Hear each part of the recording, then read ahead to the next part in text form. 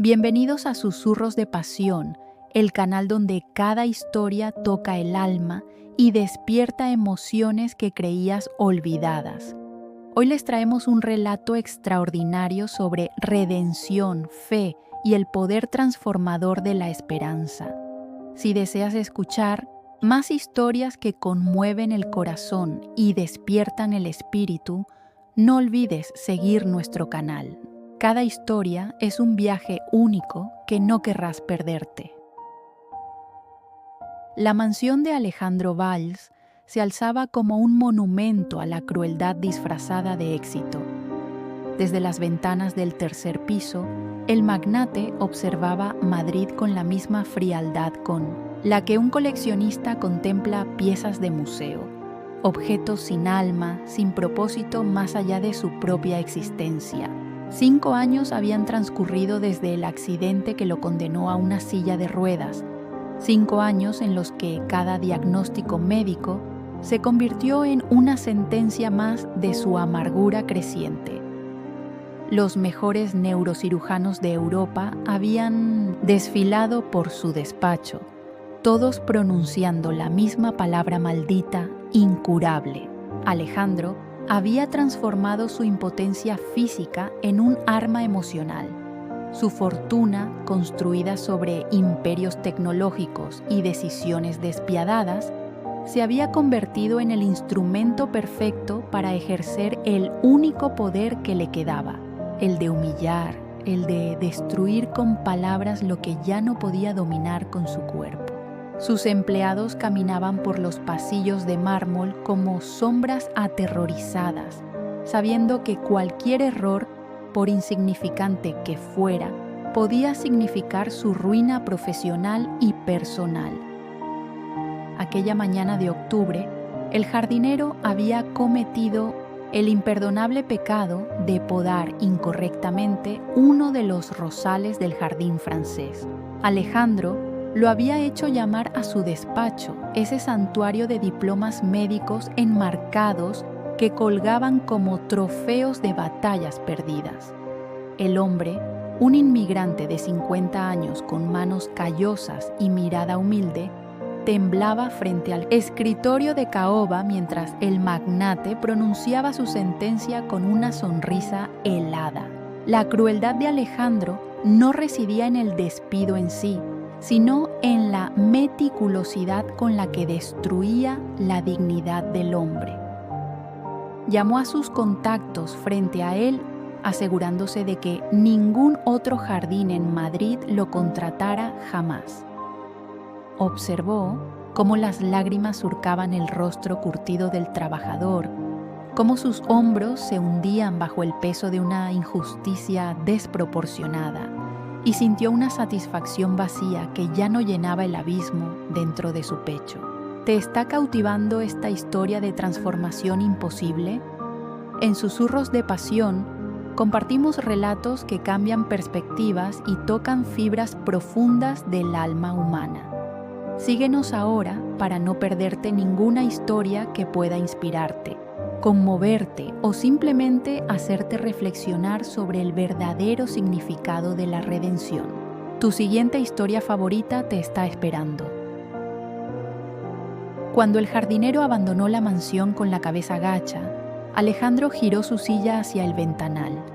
Madrid brillaba bajo el sol de otoño, una ciudad vibrante y llena de vida que él ya no podía disfrutar. Sus piernas inertes bajo la manta de cachemira eran un recordatorio constante de todo lo que había perdido.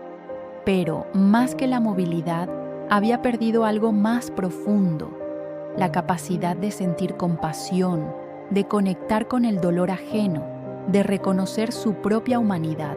Los médicos le habían explicado con lujo de detalles la naturaleza de su lesión medular: compresión irreversible, daño neurológico permanente, ninguna esperanza de recuperación.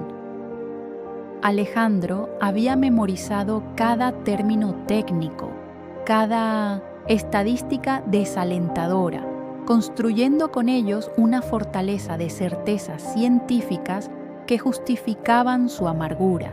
La ciencia esa diosa inmutable a la que había adorado toda su vida, le había dado permiso para rendirse, para transformar su tragedia personal en una licencia para la crueldad.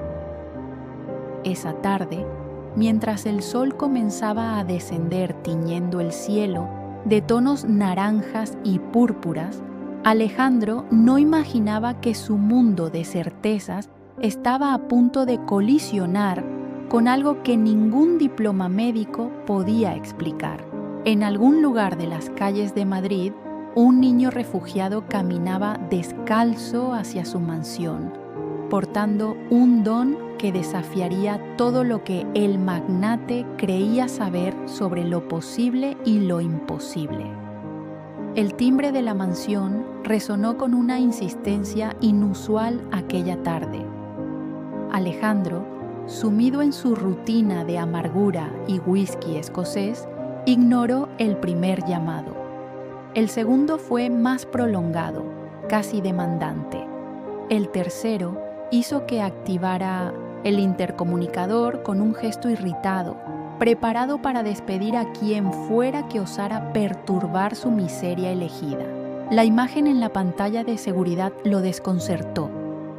Un niño de aproximadamente 8 años, delgado como un junco con ropa gastada y pies descalzos, miraba directamente a la cámara con una serenidad perturbadora. Su piel morena estaba cubierta de polvo del camino, su cabello negro despeinado por el viento, pero sus ojos brillaban con una determinación que no correspondía a su edad ni a su apariencia vulnerable. El jefe de seguridad se comunicó por el intercomunicador interno. El niño, le informó con tono de disculpa, llevaba media hora en el portón. Había intentado alejarlo varias veces, pero el pequeño insistía en hablar personalmente con el señor Valls. Decía que podía curarlo. La palabra curarlo provocó en Alejandro una risa amarga que resonó en las paredes de su despacho vacío. Durante 5 años, los mejores especialistas del mundo habían fracasado. Neurocirujanos alemanes, fisioterapeutas, suizos, sanadores alternativos que prometían milagros a cambio de fortunas obscenas. Todos habían confirmado lo mismo. Su caso era médicamente irreversible. Y ahora, un niño harapiento y descalzo afirmaba poder lograr lo imposible. La ironía era tan grotesca que Alejandro sintió una chispa de curiosidad mórbida, una oportunidad para un entretenimiento cruel en una tarde que prometía ser tan vacía como todas las anteriores. Ordenó que dejaran entrar al niño.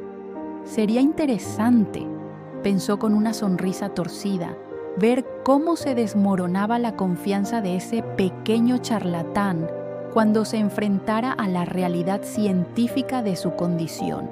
Quizás incluso podría usar esta situación para enseñarle una lección sobre la vida real, sobre cómo el mundo no tenía lugar para ilusiones infantiles ni para esperanzas absurdas. Mateo entró al vestíbulo principal como si cruzara el umbral de un templo. Sus pies descalzos apenas hacían ruido sobre el mármol italiano, pero cada paso resonaba con una confianza que contrastaba violentamente con su apariencia desvalida. No mostró asombro ante los candelabros de cristal, ni ante las pinturas originales que adornaban las paredes, ni ante la opulencia obscena que rodeaba cada rincón de la mansión. Sus ojos se mantuvieron fijos en la dirección donde sabía que encontraría al hombre que buscaba. El mayordomo, un hombre de edad avanzada que había servido a Alejandro durante décadas, sintió un escalofrío inexplicable al guiar al niño hacia el despacho. Había algo en la presencia de ese pequeño refugiado que desafiaba la lógica, una gravedad que no debería existir en alguien tan joven.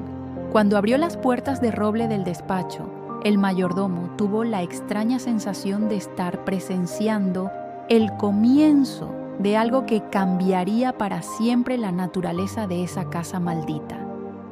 Alejandro esperaba en su silla de ruedas, posicionado estratégicamente detrás de su escritorio, rodeado de sus diplomas médicos como un general rodeado de sus medallas de guerra.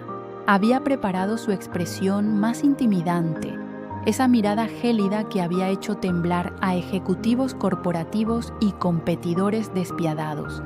Pero cuando Mateo entró y sus ojos se encontraron, algo en la armadura del magnate se resquebrajó imperceptiblemente.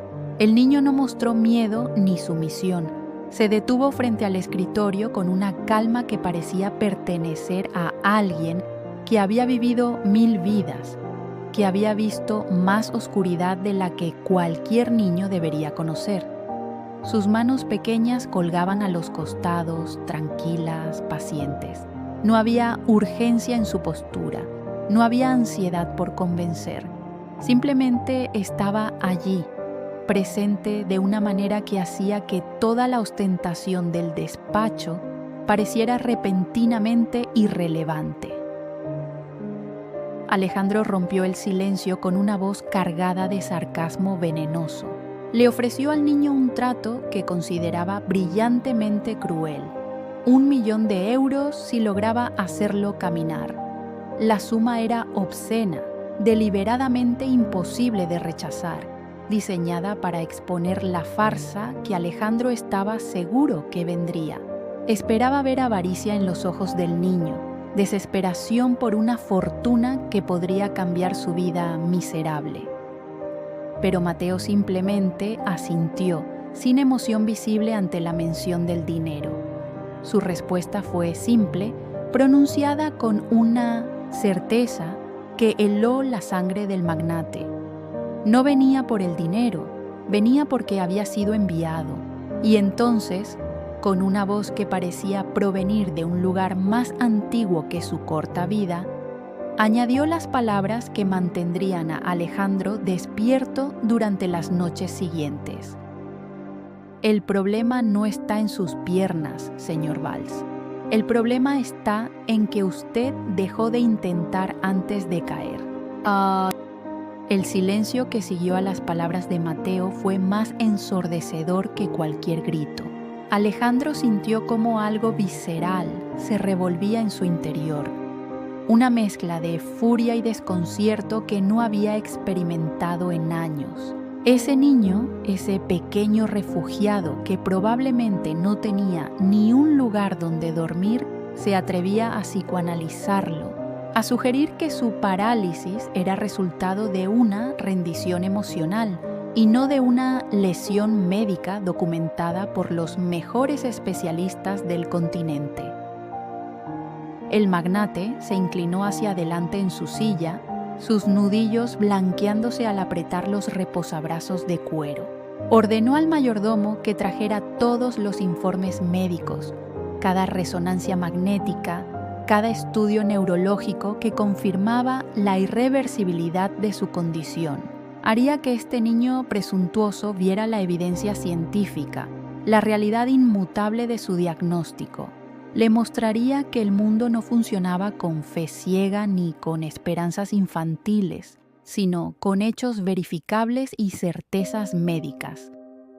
Mateo observó cómo el mayordomo desplegaba carpetas y radiografías sobre el escritorio de caoba.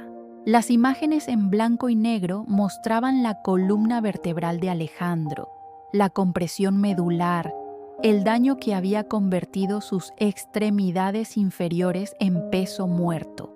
El niño las estudió con una atención que parecía inapropiada para alguien de su edad, como si pudiera leer en esas sombras algo que los médicos habían pasado por alto. Cuando finalmente habló, sus palabras cortaron el aire con precisión quirúrgica. Le dijo a Alejandro que los médicos tenían razón sobre el daño físico, pero estaban ciegos ante algo más profundo.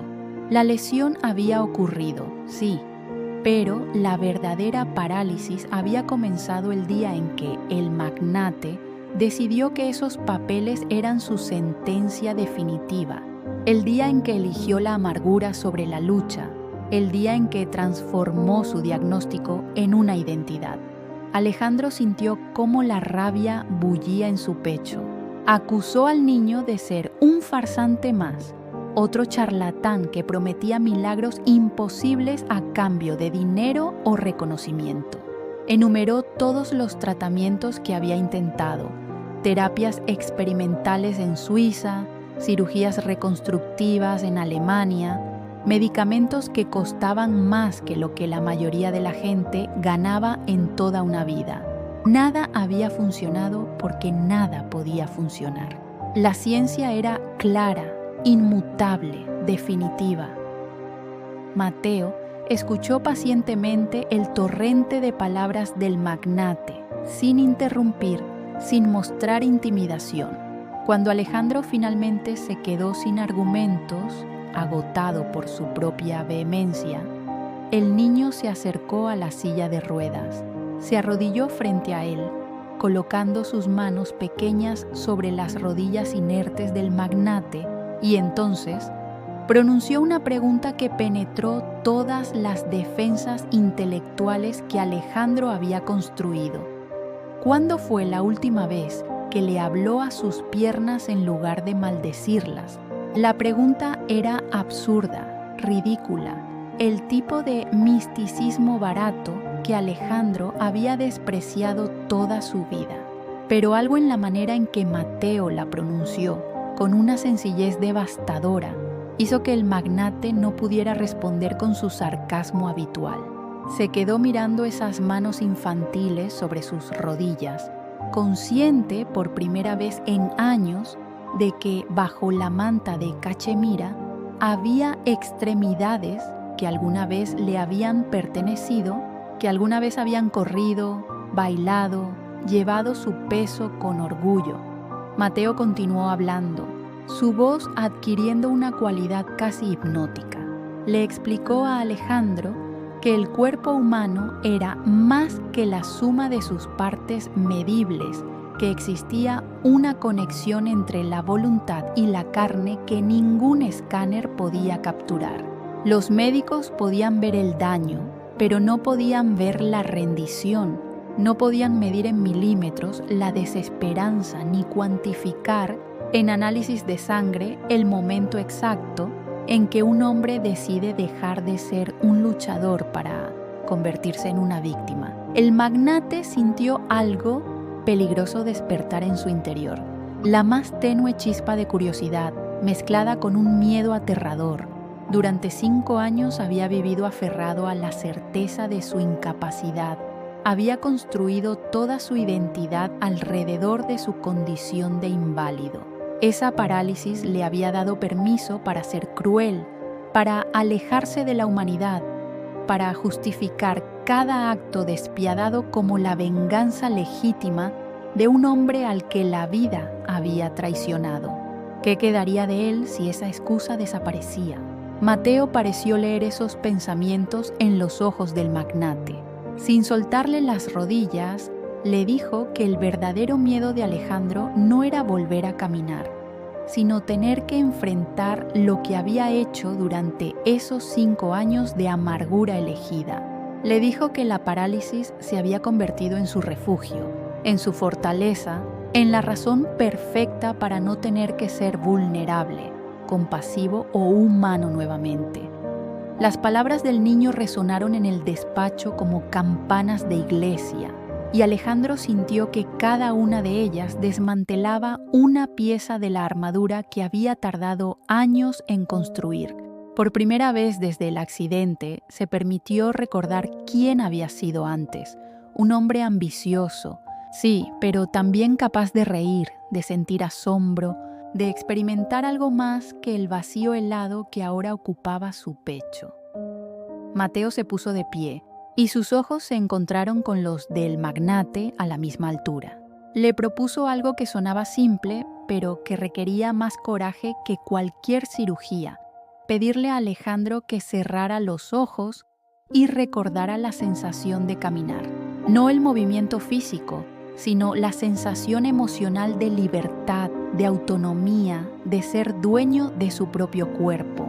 Le pidió que dejara de ver sus piernas como enemigas y comenzara a verlas como partes de sí mismo que esperaban pacientemente ser reclamadas. Alejandro quería rechazar la propuesta con una carcajada despectiva, con el mismo desdén que había utilizado para destruir las esperanzas del jardinero esa misma mañana. Pero algo en la mirada de Mateo lo mantenía paralizado de una manera que no tenía nada que ver con su lesión medular. Era como si ese niño pudiera ver directamente a través de todas sus defensas, de todas sus justificaciones, hasta alcanzar un núcleo de dolor que el magnate había enterrado tan profundamente que había olvidado su existencia. Con una mezcla de desafío y curiosidad morbosa, Alejandro cerró los ojos. El despacho se sumió en una oscuridad autoimpuesta y el silencio se volvió denso, casi tangible. Podía escuchar el tic-tac del reloj antiguo en la pared, el murmullo distante del tráfico madrileño más allá de los ventanales, su propia respiración que se había vuelto involuntariamente más profunda. Las manos de Mateo permanecían sobre sus rodillas, cálidas y firmes, una presencia que de alguna manera anclaba al magnate al momento presente. El niño comenzó a hablar con voz suave pero firme.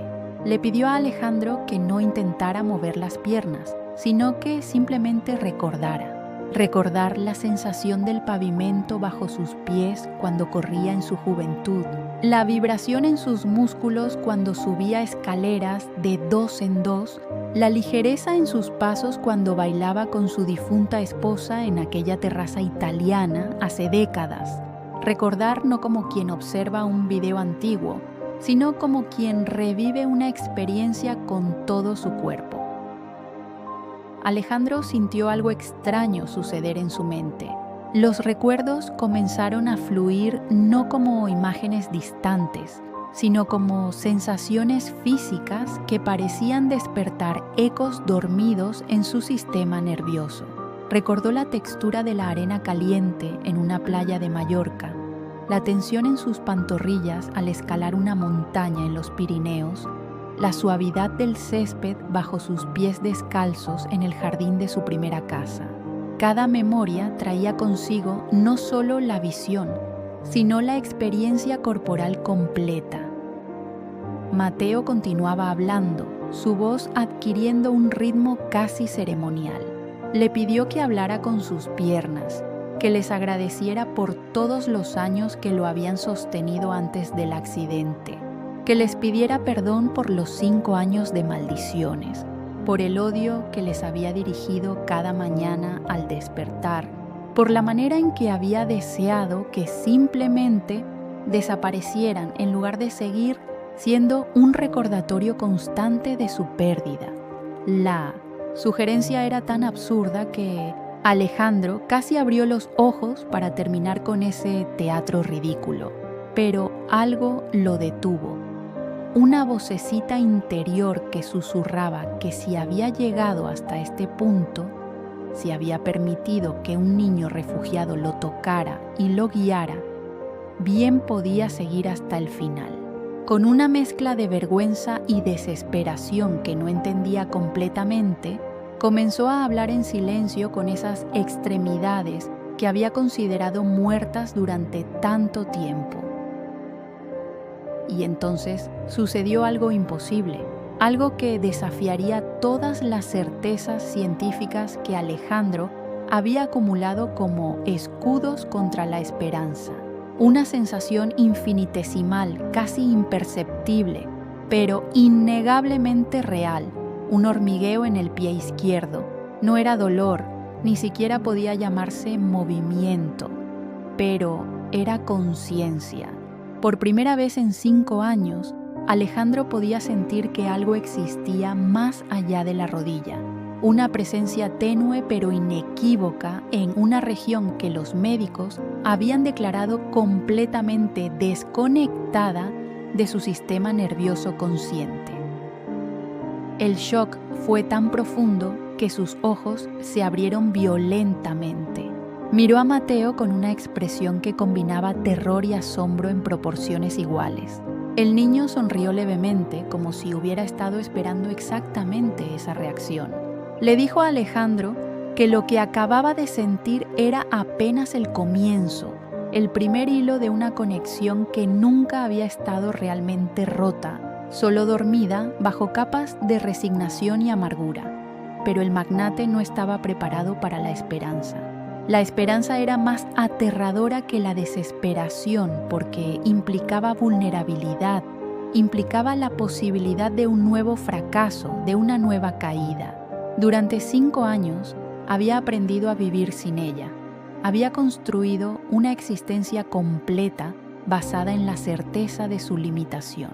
Y ahora este niño había plantado una semilla de posibilidad que amenazaba con desmantelar todo su mundo cuidadosamente controlado. Alejandro ordenó bruscamente a Mateo que se detuviera.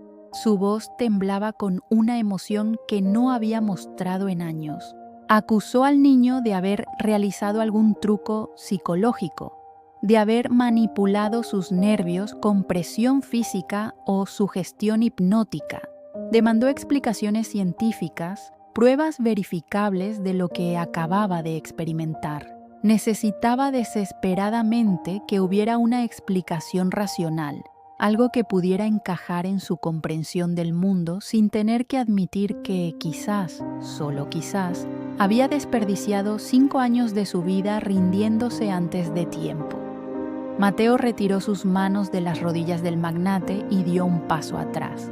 Su expresión no mostraba triunfo ni satisfacción, solo una compasión profunda que era desconcertante viniendo de alguien tan joven. Le dijo a Alejandro que no regresaría hasta que el magnate estuviera listo para enfrentar no solo su parálisis física, sino la parálisis emocional que había elegido como forma de vida. Le dijo que la curación más difícil no sería la de sus piernas, sino la de su corazón endurecido. El niño se dirigió hacia la puerta del despacho con la misma serenidad con la que había entrado. Antes de salir, se volvió una última vez y pronunció palabras que quedarían grabadas en la mente de Alejandro como si fueran marcas al fuego. Su cuerpo está esperando que usted decida volver a vivir. La pregunta no es si puede caminar, señor Valls. La pregunta es si está dispuesto a cargar con el peso de ser humano otra vez. La puerta se cerró suavemente y Alejandro se quedó solo en su despacho, rodeado de sus diplomas médicos inútiles, con el eco de esa sensación imposible todavía vibrando en algún lugar profundo de su memoria corporal. Por primera vez en 5 años, no sabía si lo que sentía era esperanza o terror, y esa incertidumbre era más perturbadora que cualquier diagnóstico definitivo. Los días que siguieron a la visita de Mateo se convirtieron en un infierno psicológico para Alejandro Valls. El magnate se encerró en su mansión con una intensidad que alarmó incluso a su personal más veterano. Canceló todas sus reuniones de negocios, rechazó las llamadas de sus socios internacionales y ordenó que nadie lo molestara bajo ninguna circunstancia. Su despacho se transformó en un laboratorio obsesivo donde intentaba diseccionar racionalmente lo que había experimentado con el niño refugiado. Pasaba horas estudiando literatura médica sobre sensaciones fantasma, sobre placebo neurológico, sobre cualquier explicación científica que pudiera justificar ese hormigueo imposible en su pie izquierdo. Llenaba páginas y páginas de notas, construyendo teorías cada vez más elaboradas sobre cómo Mateo había manipulado su percepción sensorial. Quizás el niño había presionado ciertos puntos de acupuntura que temporalmente estimularon nervios periféricos. Quizás había utilizado técnicas de hipnosis que crearon una ilusión convincente de sensación. Pero cada teoría se desmoronaba cuando Alejandro se permitía recordar con honestidad lo que había sentido. No había sido una ilusión difusa ni una sugestión vaga. Había sido real, tangible, inequívoco. Y esa realidad lo aterrorizaba más que cualquier diagnóstico terminal, porque implicaba que quizás, durante 5 largos años, había elegido su parálisis emocional sobre la posibilidad de luchar. Las noches eran peores. Alejandro yacía despierto en su cama de sábanas de seda egipcia, mirando el techo ornamentado mientras su mente reproducía una y otra vez cada momento cruel de los últimos 5 años. Recordaba la satisfacción sádica que había sentido al humillar al jardinero, las docenas de empleados que había despedido por errores menores, las palabras envenenadas que había dirigido a cualquiera que mostrara compasión o debilidad. Cada recuerdo era una puñalada de vergüenza que había mantenido enterrada bajo capas de justificación y autocompasión. Se descubría a sí mismo mirando sus piernas en la oscuridad, esas extremidades que había maldecido miles de veces, y por primera vez se preguntaba si realmente les había dado una oportunidad justa.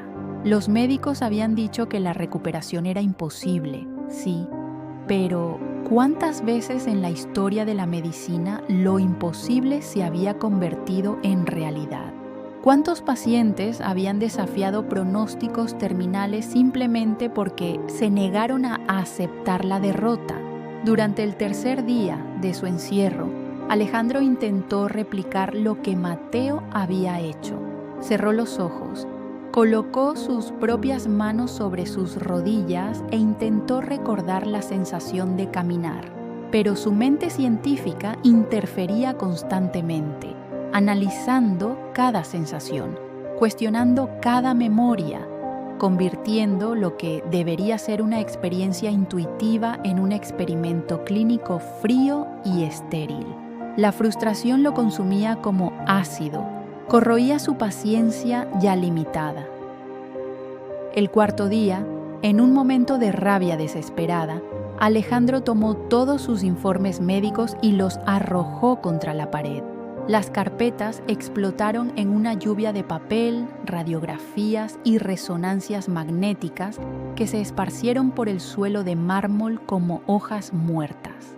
Gritó hasta que su voz se volvió ronca, maldiciendo a los médicos, maldiciendo al niño refugiado, maldiciendo su propia debilidad por haber permitido que una esperanza absurda penetrara sus defensas tan cuidadosamente construidas.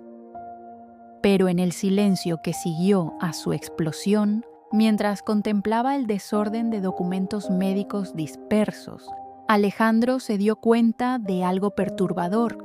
Había pasado 5 años coleccionando esos papeles como si fueran pruebas irrefutables de su victimización, como si cada nuevo diagnóstico negativo fuera una medalla que justificaba su crueldad.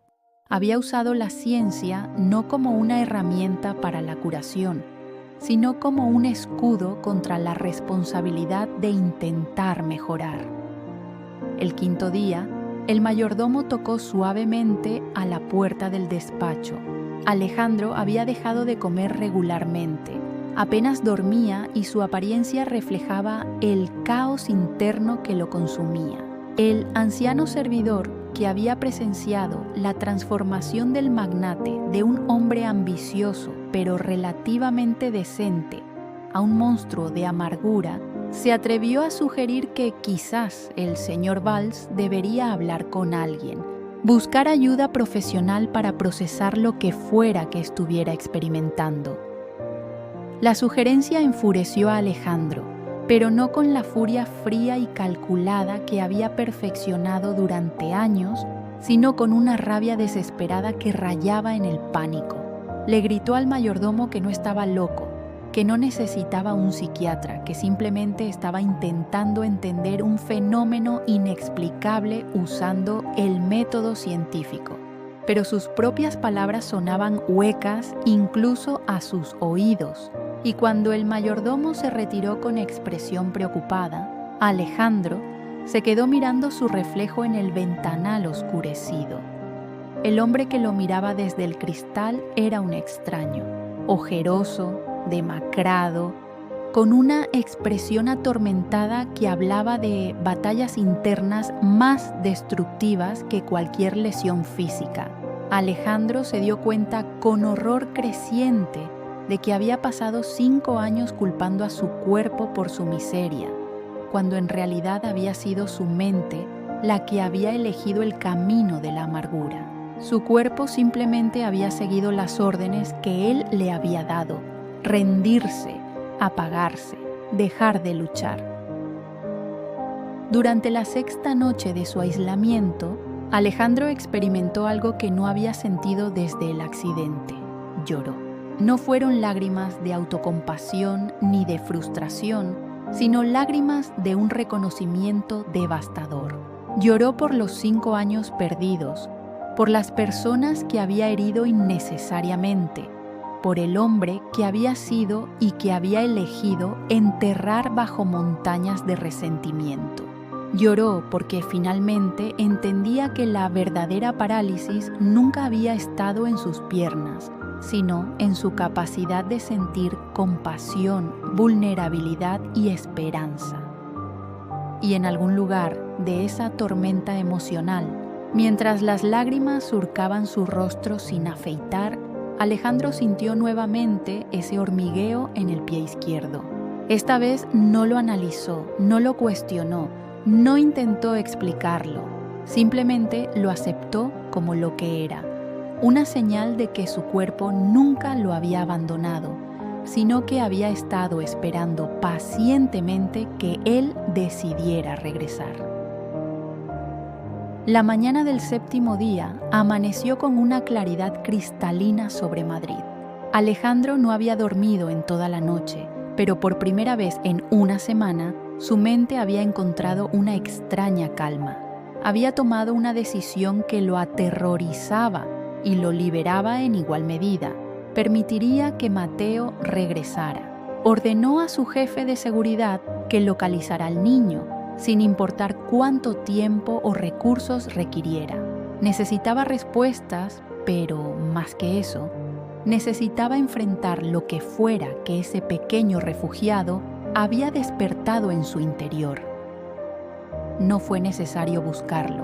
Como si hubiera estado esperando esa decisión invisible, Mateo apareció en el portón de la mansión esa misma tarde. El guardia de seguridad informó con voz desconcertada que el niño simplemente había estado allí cuando revisó las cámaras, como si se hubiera materializado de la nada. Alejandro sintió un escalofrío recorrer su columna vertebral, esa mezcla de miedo y anticipación que precede a los momentos que cambian el curso de una vida. Cuando Mateo entró nuevamente al despacho, Alejandro notó algo diferente en su propia reacción. Ya no había sarcasmo defensivo ni arrogancia intelectual. El magnate se encontró a sí mismo vulnerable de una manera que no había experimentado desde su infancia, despojado de todas las armaduras que había construido meticulosamente durante décadas. El niño se acercó sin palabras innecesarias y sus ojos transmitían una comprensión que iba más allá de su edad aparente. Mateo le preguntó si estaba listo. No especificó para qué, pero ambos sabían que la pregunta iba mucho más allá de la posibilidad física de caminar. Era una pregunta sobre si Alejandro estaba preparado para abandonar la identidad que había construido alrededor de su victimización, si estaba dispuesto a cargar con la responsabilidad de vivir plenamente otra vez, con todo el dolor y la belleza que eso implicaba. Alejandro asintió, y por primera vez en 5 años, su asentimiento no contenía cinismo ni reservas mentales.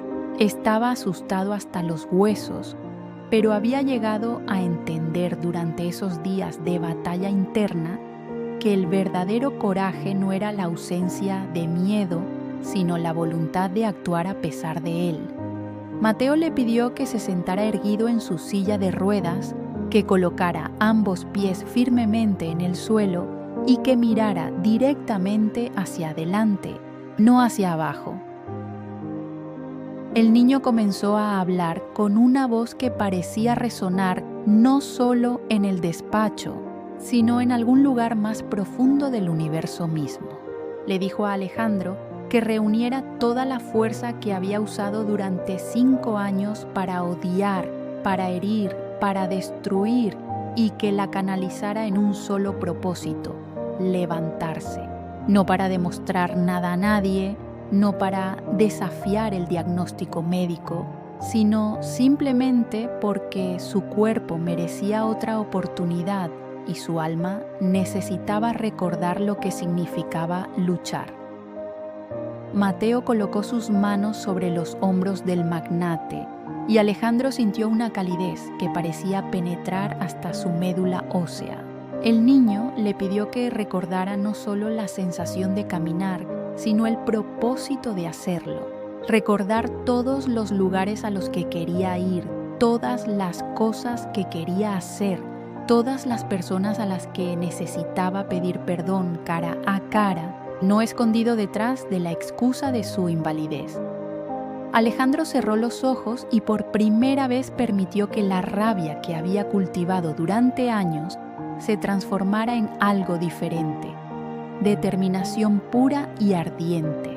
Reunió cada onza de voluntad, cada fragmento de fuerza mental que había desperdiciado en crueldad, y lo enfocó en un solo comando que envió a través de su sistema nervioso como un rayo de luz atravesando la oscuridad: levántate. Y entonces sucedió el milagro que desafiaría toda lógica médica y toda comprensión científica. Alejandro sintió cómo algo se reconectaba dentro de él, no solo físicamente, sino a un nivel más fundamental. Sus músculos, dormidos durante 5 años, respondieron con una debilidad temblorosa pero innegable. Con un esfuerzo que le arrancó un grito gutural que era mitad agonía y mitad triunfo, el magnate comenzó a levantarse de su silla de ruedas. El proceso fue tortuoso. Sus piernas temblaban como hojas en una tormenta, amenazando con colapsar bajo su peso en cualquier momento. El sudor brotaba de cada poro de su piel mientras sus músculos, atrofiados por años de inactividad, protestaban contra la demanda imposible que se les hacía. Pero Mateo sostenía sus hombros con una fuerza que no debería existir en un niño de su tamaño, y esa presencia firme era el ancla que mantenía a Alejandro conectado a la realidad mientras su cuerpo realizaba lo imposible, centímetro a centímetro. Con una lentitud agónica que parecía estirar el tiempo mismo, Alejandro Valls se puso de pie. Sus piernas soportaron su peso por primera vez en 1825 días. El dolor era abrumador, no el dolor de una lesión, sino el dolor de un cuerpo que volvía a la vida después de un largo invierno. Lágrimas corrían libremente por su rostro, mezclándose con el sudor, y no sabía si estaba llorando de dolor físico o de una emoción tan grande que no tenía nombre. Mateo soltó suavemente sus hombros y dio un paso atrás. Alejandro se quedó de pie, solo, sosteniéndose sobre piernas que temblaban violentamente pero que lo sostenían. El mundo parecía diferente desde esa perspectiva, más alto, más amplio, más real de lo que había sido desde su silla de ruedas. Miró hacia abajo y vio sus propios pies plantados firmemente en el suelo de su despacho, y la visión fue tan surrealista que casi lo hizo caer. Pero no cayó. Se mantuvo en pie durante 10 segundos que se sintieron como una eternidad, luego 20, luego 30. Sus músculos gritaban protestas, pero respondían, obedecían, funcionaban. La parálisis que los mejores neurocirujanos de Europa habían declarado irreversible había sido revertida por la combinación más improbable de fe infantil y voluntad adulta renacida. El silencio que llenó el despacho después de que Alejandro volviera a sentarse era diferente a cualquier silencio que hubiera experimentado antes.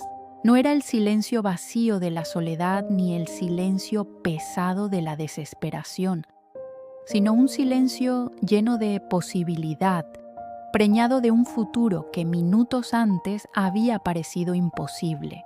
El magnate miraba sus propias piernas con una mezcla de asombro y reverencia, como si viera por primera vez algo que siempre había estado allí esperando ser reconocido. Mateo se sentó en el suelo frente a Alejandro, sus piernas cruzadas en una postura que reflejaba una paz interior que contrastaba violentamente con la turbulencia emocional del magnate.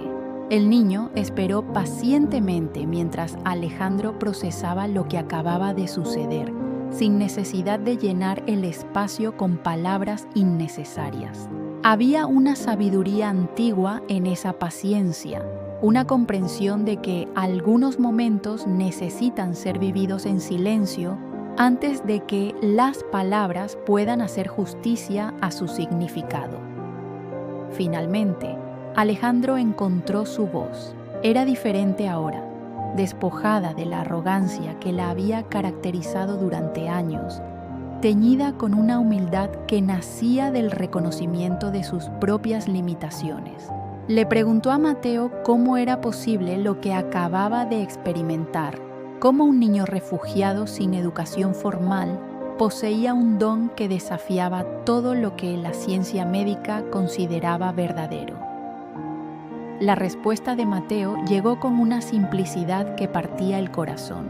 El niño relató su historia con una voz que apenas se elevaba por encima de un susurro, pero que resonaba con un peso emocional devastador.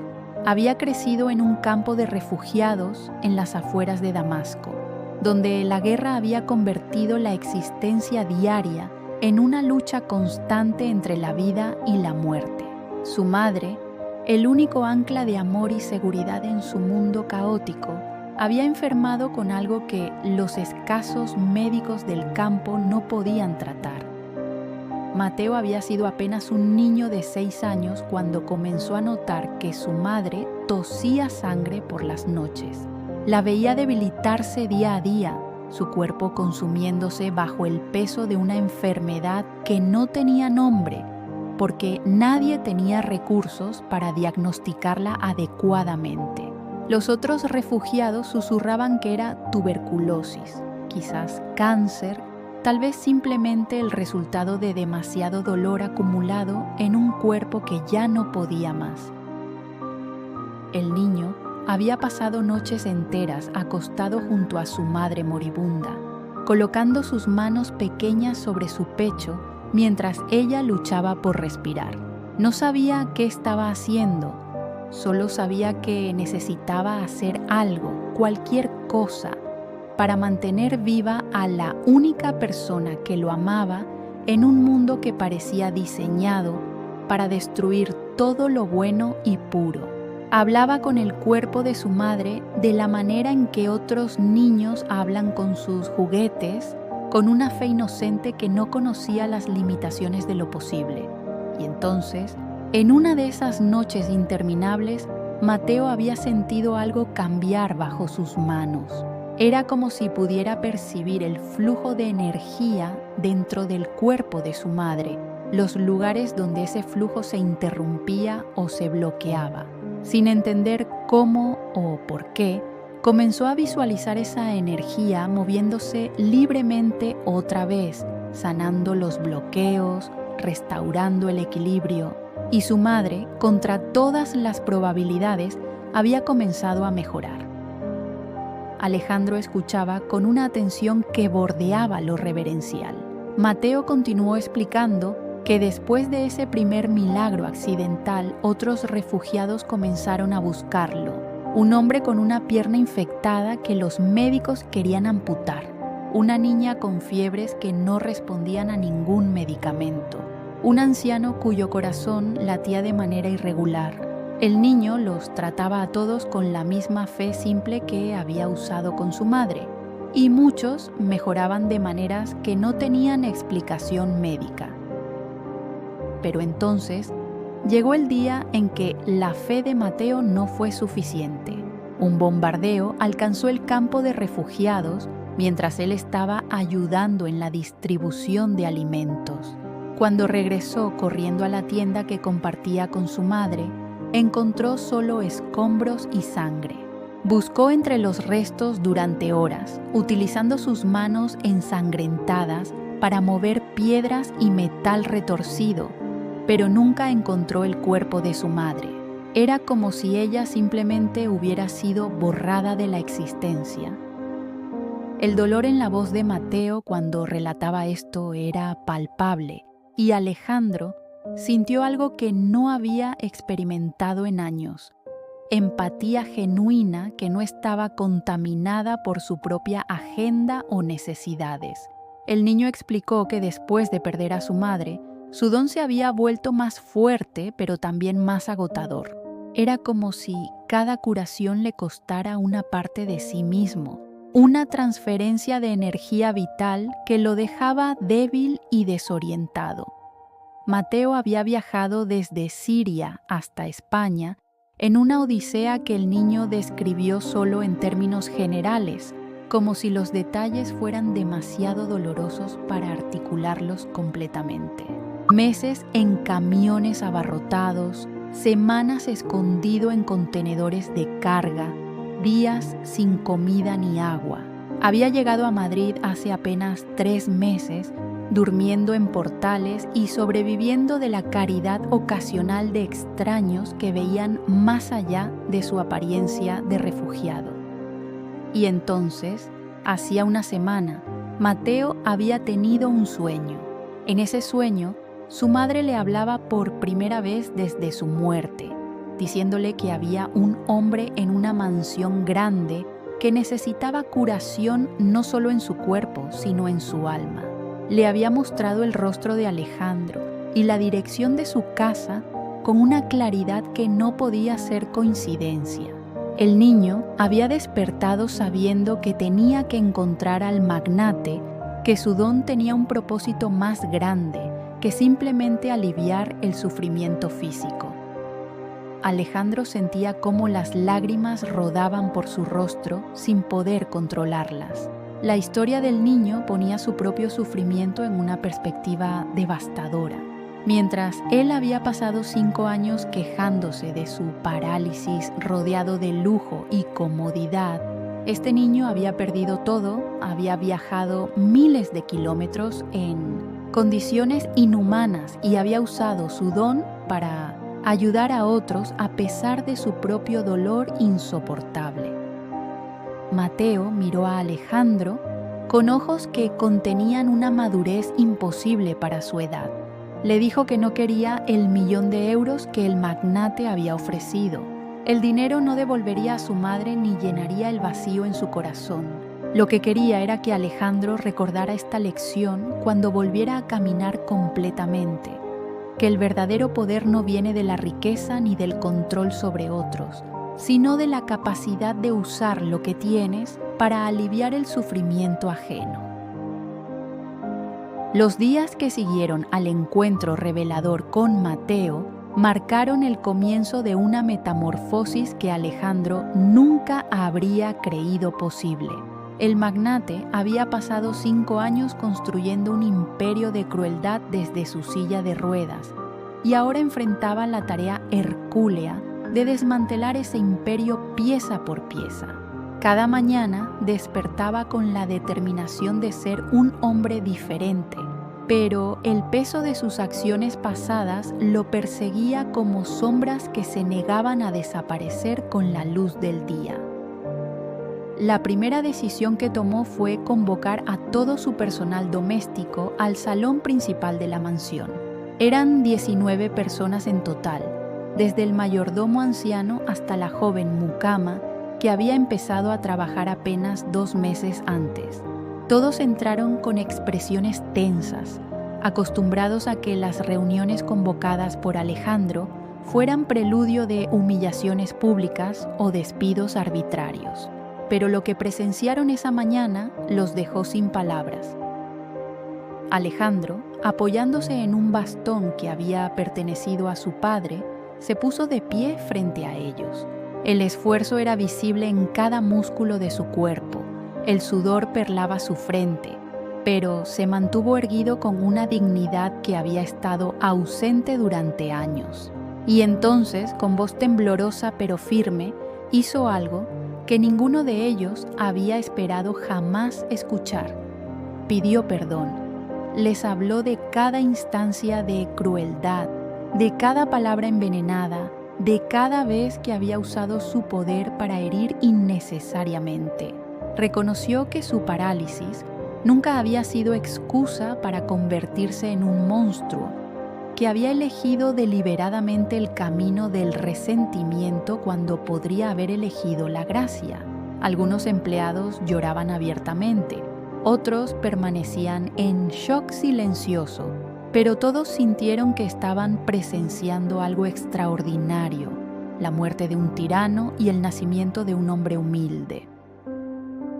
El siguiente paso fue el más difícil personalmente. Alejandro ordenó a su chofer que lo llevara a la modesta casa en las afueras de Madrid, donde vivía el jardinero que había despedido con tanta crueldad apenas días antes. El trayecto fue un calvario emocional. Cada kilómetro incrementaba la ansiedad del magnate sobre cómo sería recibido. Cuando finalmente llegaron al pequeño apartamento en un edificio desgastado, Alejandro tuvo que reunir todo su coraje para llamar a la puerta. El jardinero abrió con expresión de confusión que rápidamente se transformó en algo parecido al miedo. Alejandro lo entendió. Para ese hombre, él era el demonio que había destruido su sustento sin remordimiento alguno. Pero el magnate no permitió que el miedo del jardinero lo detuviera. Allí mismo, en el umbral de esa casa humilde, Alejandro se arrodilló con piernas que apenas podían sostenerlo y pidió perdón con lágrimas rodando por su rostro. Le ofreció al jardinero no solo la restitución de su trabajo, sino una compensación económica por el sufrimiento causado y una posición mejor remunerada con garantías laborales que nunca antes había ofrecido a nadie. Más importante aún, utilizó sus contactos para revertir el daño que había hecho a la reputación profesional del hombre. Cada llamada que realizó para reparar ese daño era como arrancar una astilla de su orgullo, pero Alejandro lo hacía con una determinación férrea nacida de su nueva comprensión. De regreso en la mansión, Alejandro comenzó la tarea de transformar físicamente el espacio que había sido su prisión emocional durante 5 años.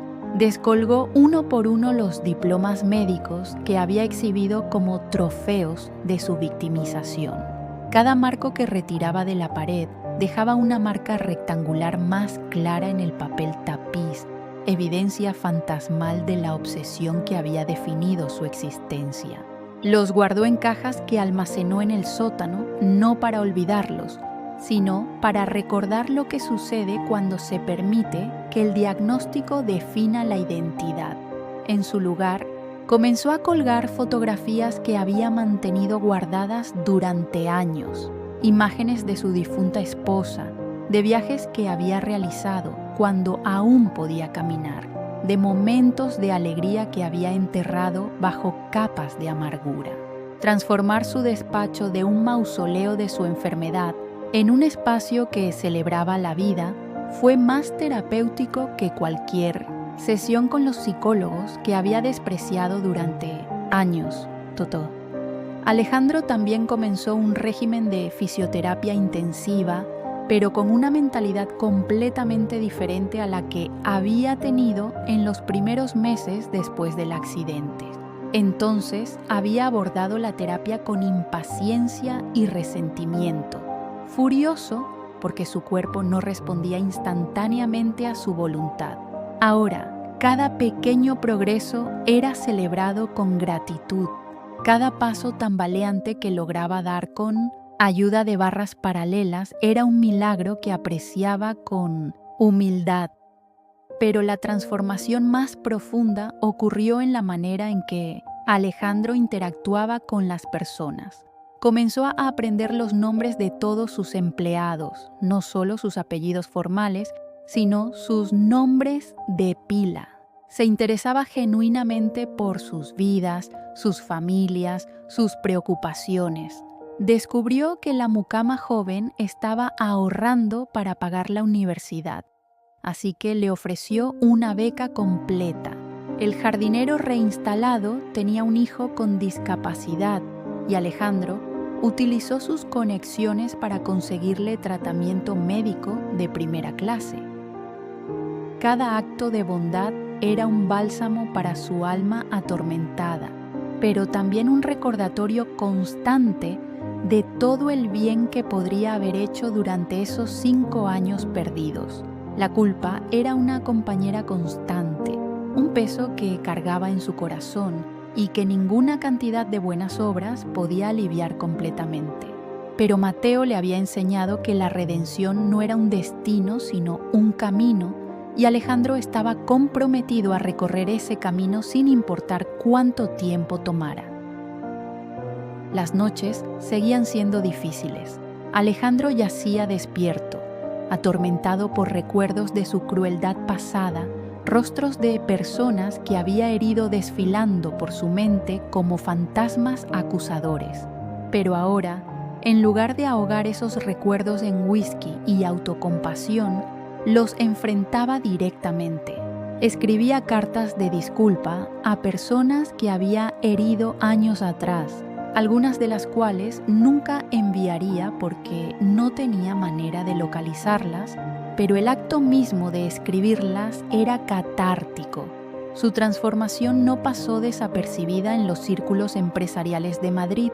Socios y competidores observaban con una mezcla de escepticismo y asombro cómo el temido magnate Alejandro Valls parecía haber experimentado una conversión casi religiosa.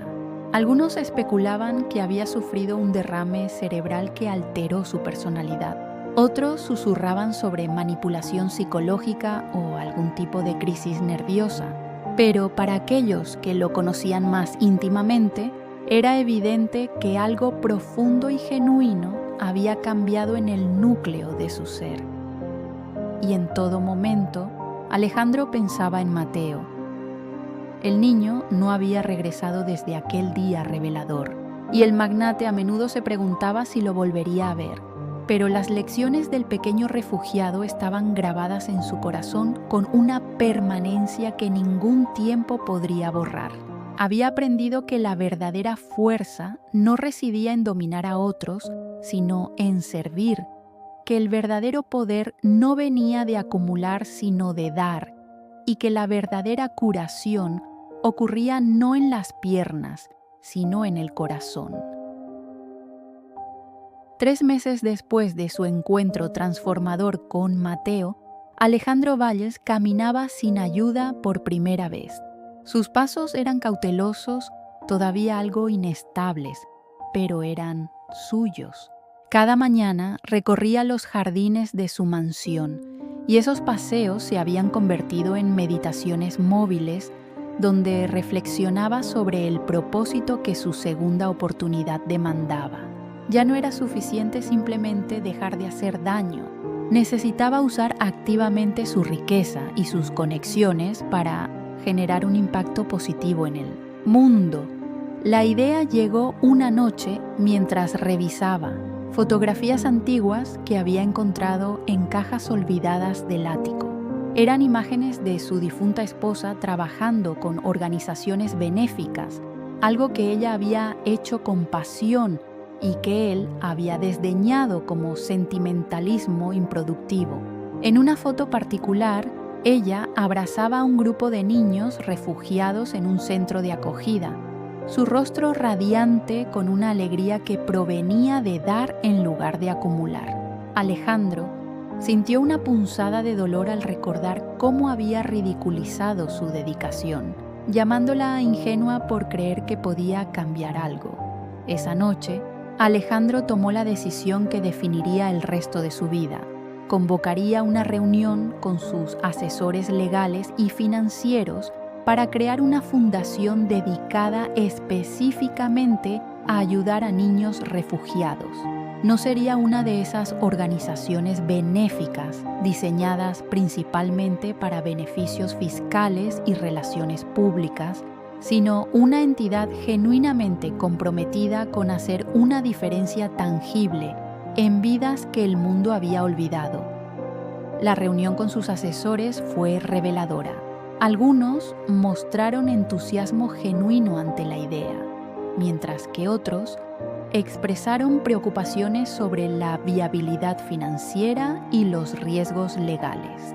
Uno de sus asesores más antiguos, un hombre cínico que había ayudado a Alejandro a construir su imperio con tácticas que a menudo bordeaban lo poco ético, sugirió que la fundación podría ser una excelente herramienta de lavado de imagen, pero que no debería comprometer demasiados recursos reales.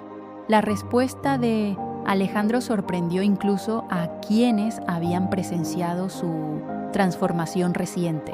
Con voz firme pero sin rastro de la crueldad que una vez lo había caracterizado, despidió al asesor cínico. Le agradeció por sus años de servicio, pero le explicó que ya no necesitaba personas que vieran la caridad como una estrategia de relaciones públicas. Quería rodearse de individuos que comprendieran que el propósito de la riqueza no era simplemente acumular más riqueza, sino utilizarla para aliviar el sufrimiento humano. La fundación tomó forma con una rapidez que reflejaba la urgencia que Alejandro sentía. La llamó Fundación Esperanza Mateo, un nombre que honraba al niño que había sido su salvador sin revelar su identidad completa. La dotó con una parte significativa de su fortuna personal, una cantidad que hizo que sus contadores se estremecieran, pero que Alejandro consideraba apenas el comienzo de lo que debía dar. Los objetivos de la fundación eran ambiciosos pero concretos. Establecería centros de acogida para niños refugiados en las principales ciudades españolas, proporcionando no solo refugio y alimentación, sino también educación de calidad, atención médica integral y apoyo psicológico para traumas. Crearía un programa de becas para jóvenes refugiados que quisieran acceder a educación superior. Y, quizás lo más revolucionario, financiaría investigaciones médicas sobre casos considerados imposibles o incurables. Este último componente era profundamente personal para Alejandro. Había experimentado en carne propia cómo la medicina convencional, con toda su sofisticación y conocimiento, podía fallar al no considerar dimensiones de la curación que no encajaban en sus paradigmas establecidos. Quería que su fundación fuera pionera en explorar tratamientos integrativos que combinaran la ciencia médica rigurosa con enfoques que reconocieran la conexión profunda entre mente, cuerpo y espíritu. El lanzamiento oficial de la fundación fue un evento que atrajo atención mediática considerable. Alejandro Valls, el magnate conocido por su despiadada crueldad empresarial, ahora caminaba por un escenario frente a cámaras de televisión y periodistas, anunciando su compromiso de dedicar el resto de su vida y su fortuna a causas humanitarias. El escepticismo era palpable en muchas de las preguntas que le formularon, pero Alejandro respondió con honestidad brutal sobre su transformación. Habló abiertamente sobre su parálisis, no como una tragedia que justificaba la crueldad, sino como una lección sobre cómo el sufrimiento puede endurecer o ablandar el corazón humano, dependiendo de las elecciones que se hagan. Habló sobre su encuentro con un niño refugiado que le había enseñado más sobre curación en una tarde que años de tratamientos médicos caros. No mencionó el nombre de Mateo ni los detalles específicos de su milagro, protegiendo la privacidad del niño, pero transmitió la esencia de lo que había aprendido. Los primeros meses de operación de la fundación fueron caóticos, pero profundamente gratificantes. Alejandro se involucró personalmente en cada aspecto, visitando los centros de acogida, conociendo a los niños refugiados, escuchando sus historias. Cada rostro que veía, cada historia que escuchaba, lo conectaba más profundamente con una humanidad que había negado durante demasiado tiempo. Estos niños habían perdido todo, habían viajado miles de kilómetros huyendo de guerras y persecución, y aún así, muchos mantenían una resiliencia y esperanza que humillaba al magnate. Uno de los momentos más conmovedores llegó cuando una niña siria de 7 años le regaló a Alejandro un dibujo que había hecho. Era una imagen simple de una casa con un jardín, el tipo de dibujo que cualquier niño podría hacer. Pero cuando Alejandro le preguntó qué representaba, la niña explicó con voz suave que era la casa que tendría algún día, donde plantaría flores y viviría en paz.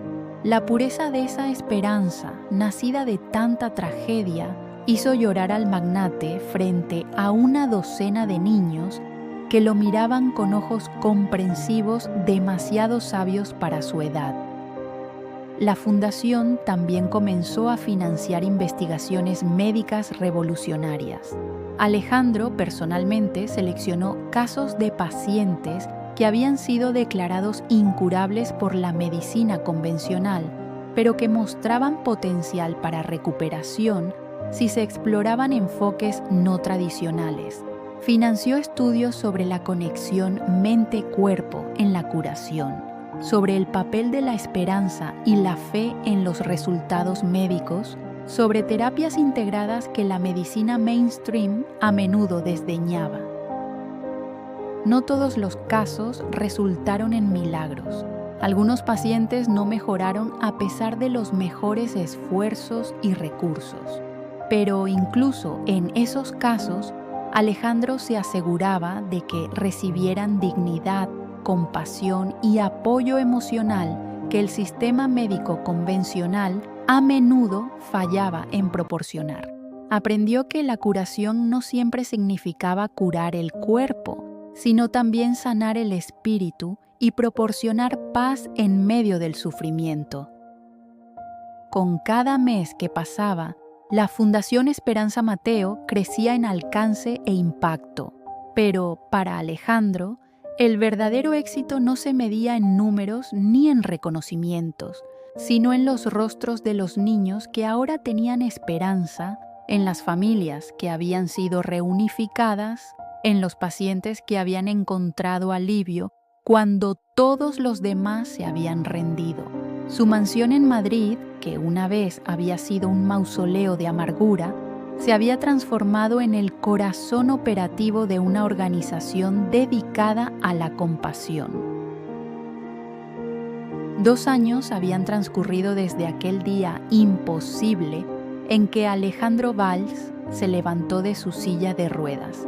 La primavera de Madrid pintaba la ciudad con colores vibrantes y el magnate caminaba por el jardín de su mansión con pasos seguros que ya no mostraban vacilación. Sus piernas, que los mejores médicos de Europa habían declarado irremediablemente paralizadas, lo llevaban ahora con una gracia que él nunca había apreciado en sus años de movilidad anterior al accidente.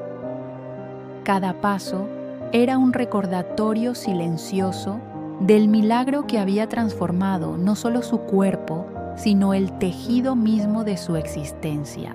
La Fundación Esperanza Mateo había crecido más allá de sus expectativas más optimistas. 5 centros de acogida, operaban a plena capacidad en diferentes ciudades españolas, proporcionando refugio, educación y esperanza a más de 300 niños refugiados. El programa de becas había enviado a 20 jóvenes a universidades prestigiosas, jóvenes que de otro modo habrían quedado atrapados en ciclos de pobreza y desesperanza. Las investigaciones médicas financiadas por la Fundación habían producido resultados prometedores en el tratamiento de condiciones consideradas incurables, desafiando paradigmas médicos establecidos. Pero para Alejandro, la medida más significativa del éxito no residía en estadísticas ni en reconocimientos. Estaba en momentos como este, caminando solo por su jardín en la quietud de la mañana temprana, recordando al hombre que había sido y agradeciendo profundamente al niño refugiado que lo había salvado de una muerte espiritual más devastadora que cualquier parálisis física. Mateo había plantado una semilla de transformación que había florecido en formas que el magnate nunca podría haber imaginado. Sin embargo, existía una melancolía persistente en el corazón de Alejandro. Nunca había vuelto a ver a Mateo después de aquel último encuentro revelador. Había dedicado recursos considerables a localizarlo, contactando centros de refugiados, organizaciones humanitarias y autoridades de inmigración. Pero el niño parecía haberse desvanecido como si nunca hubiera existido, como si hubiera sido un ángel enviado para cumplir una misión específica antes de desaparecer de nuevo en el misterio del que había emergido. Algunos días, Alejandro se preguntaba si Mateo había sido real o si su mente, desesperada por encontrar una salida de la prisión de amargura que había construido, había creado una alucinación elaborada. Pero entonces miraba sus piernas, funcionando, recordaba la sensación de esas manos pequeñas sobre sus hombros y sabía con certeza absoluta que el niño había sido tan real como el aire que respiraba. Mateo había existido, había venido con un propósito y había cumplido ese propósito con una gracia que desafiaba toda explicación racional. La ausencia de Mateo se había convertido en una presencia constante en la vida de Alejandro. Cada niño refugiado que llegaba a los centros de la Fundación era observado con la esperanza secreta de que pudiera ser él. Cada rostro joven que Alejandro encontraba en las calles de Madrid hacía que su corazón se acelerara momentáneamente con la posibilidad de un reencuentro. Pero el tiempo continuaba su marcha inexorable y Mateo permanecía ausente, dejando solo el legado de su enseñanza y el misterio de su desaparición. Una tarde de otoño, mientras Alejandro revisaba propuestas para expandir la fundación a otras ciudades europeas, recibió una carta sin remitente. El sobre era simple, el papel barato, pero algo en la caligrafía infantil hizo que sus manos temblaran al abrirlo.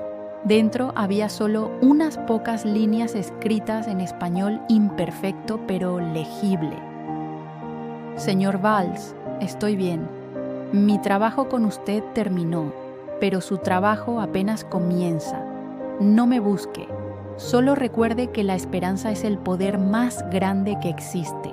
Siempre, Mateo. Las lágrimas rodaron por el rostro del magnate mientras leía y releía esas palabras escasas. No había dirección de retorno, ninguna pista sobre dónde podría estar el niño ahora. Pero el mensaje era claro. Mateo estaba vivo, estaba bien, y su desaparición había sido intencional. El niño entendía algo que a Alejandro le había tomado meses comprender, que la verdadera transformación requería que el magnate encontrara su propio camino sin depender de la presencia constante de su Salvador. Alejandro guardó la carta, en un marco especial y la colocó en su despacho, ahora renovado y lleno de fotografías de los niños ayudados por la fundación. Se convirtió en su inspiración diaria, un recordatorio de que su redención no era un destino alcanzado, sino un viaje continuo que requería esfuerzo consciente cada día. La carta le enseñó que el verdadero regalo de Mateo no había sido simplemente devolverle la capacidad de caminar, sino mostrarle un camino hacia una vida con significado y propósito. Los años continuaron fluyendo como un río que ya no encontraba obstáculos en su curso. Alejandro envejecía con una gracia que solo viene de haber confrontado y vencido los propios demonios internos. Su cabello se volvió completamente blanco, las arrugas se profundizaron alrededor de sus ojos, pero había una luz en su mirada que no había existido en sus años de amargura. Era la luz de alguien que había encontrado paz no a través de evitar el sufrimiento, sino atravesándolo y emergiendo transformado del otro lado. La Fundación Esperanza Mateo se convirtió en un modelo internacional de trabajo humanitario efectivo. Otras organizaciones estudiaban sus métodos, replicaban sus programas, se inspiraban en su enfoque holístico que reconocía que los niños refugiados necesitaban más que solo necesidades básicas satisfechas, necesitaban dignidad, esperanza y la oportunidad de soñar con futuros que parecían imposibles. Alejandro daba conferencias ocasionalmente, compartiendo su historia de transformación con una vulnerabilidad que inspiraba a otros a confrontar sus propias sombras. Pero su mayor alegría llegaba de los momentos simples y privados. Ver a un niño refugiado sonreír por primera vez después de meses de trauma. Escuchar a un joven becado llamarlo para contarle sobre su graduación universitaria. Recibir cartas de pacientes que habían encontrado alivio a través de los tratamientos integrativos financiados por la Fundación. Estos momentos eran los que llenaban el vacío que Alejandro había intentado llenar durante años con poder, control y crueldad. En su 70º cumpleaños, Alejandro organizó una celebración no para sí mismo, sino para la Fundación. Invitó a todos los niños de los centros de acogida, a los jóvenes que habían recibido becas, a las familias que habían sido ayudadas. La mansión que una vez había sido un mausoleo de soledad se llenó con risas, música y la energía vibrante de vidas que habían encontrado esperanza en medio de la desesperación. Mientras observaba la celebración desde su jardín, Alejandro sintió una gratitud tan profunda que casi lo abrumaba. Esa noche, solo en su habitación, Alejandro se paró frente al espejo y observó al hombre que había llegado a ser. Las cicatrices emocionales de sus años de amargura nunca desaparecerían completamente, pero ya no lo definían. Se había convertido en alguien que su difunta esposa habría reconocido con alegría, alguien que su yo más joven habría aspirado a ser. Y aunque nunca había vuelto a ver a Mateo físicamente, sentía la presencia del niño en cada acto de bondad, en cada vida transformada a través de la Fundación. Alejandro comprendió finalmente la lección más profunda que Mateo le había enseñado, que la tragedia no es lo que nos sucede, sino lo que elegimos hacer con lo que nos sucede. Su parálisis podría haber sido el fin de su historia, el cierre amargo de una vida dedicada a la ambición sin compasión. Pero en cambio, había sido el comienzo de su verdadera vida, el catalizador que lo había obligado a confrontar quién era realmente y quién quería ser. Mientras la luna iluminaba el jardín donde había caminado por primera vez después de años de parálisis, Alejandro susurró una oración de gratitud al universo que había enviado a un niño refugiado descalzo para salvarlo de sí mismo. No sabía si Mateo era un ser humano extraordinario con un don inexplicable o un ángel enviado con una misión divina, y había llegado a comprender que la respuesta a esa pregunta era menos importante que la transformación que había provocado. La historia de Alejandro Valls y Mateo se convirtió en una leyenda susurrada en los círculos de ayuda humanitaria, un recordatorio de que la redención es siempre posible para aquellos dispuestos a confrontar sus propias oscuridades.